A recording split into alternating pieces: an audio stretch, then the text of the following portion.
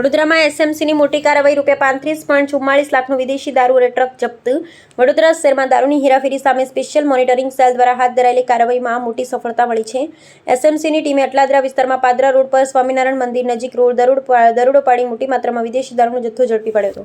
મળતી માહિતી મુજબ પોલીસે ટાટા ટ્રક નંબર GJ26U0596ની તપાસ દરમિયાન કુલ 10,797 બોટલ અને ટીન 10 ml વિદેશી દારૂ જપ્ત કર્યો. જપ્ત કરાયેલા દારૂની અંદાજિત કિંમત ₹25.36 લાખ હોવાનું સામે આવ્યું.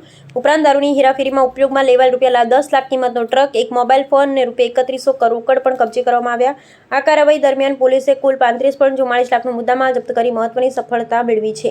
પોલીસે ટ્રકના ડ્રાઈવર અશ્વિનસિંહ માનસિંહ ચૌહાણ રહે પાલઘર, મહારાષ્ટ્રની ધરપકડ કરી વધુ કાર્યવાહી માટે અટલાદરા પોલીસ સ્ટેશને સોંપ્યો છે. પ્રાથમિક તપાસમાં આ દારૂ ગુજરાતમાં સપ્લાય માટે લાવવામાં આવતો હોવાનું ખુલ્યું છે. પોલીસે આ કેસમાં 4 આરોપીઓને વોન્ટેડ જાહેર કર્યો છે, જેમાં સચિન મરાઠે દમણ, સુમીન ઉર્ફે રાહુલ બોબાડો વલસાડ, ક્રેટા કારનો અજાણ્યો પાયલોટ તથા વડોદરામાં દારૂ સ્વીકારનાર અજાણ્યો વ્યક્તિનો સમાવેશ થાય છે. એસએમસીના પીઆઈ BH રાઠોડના માર્ગદર્શન હેઠળ હાથ ધરાયેલી આ કાર્યવાહીમાં પોલીસે સમગ્ર સપ્લાય ચેઇન અને નેટવર્ક અંગે વધુ તપાસ હાથ ધરી છે.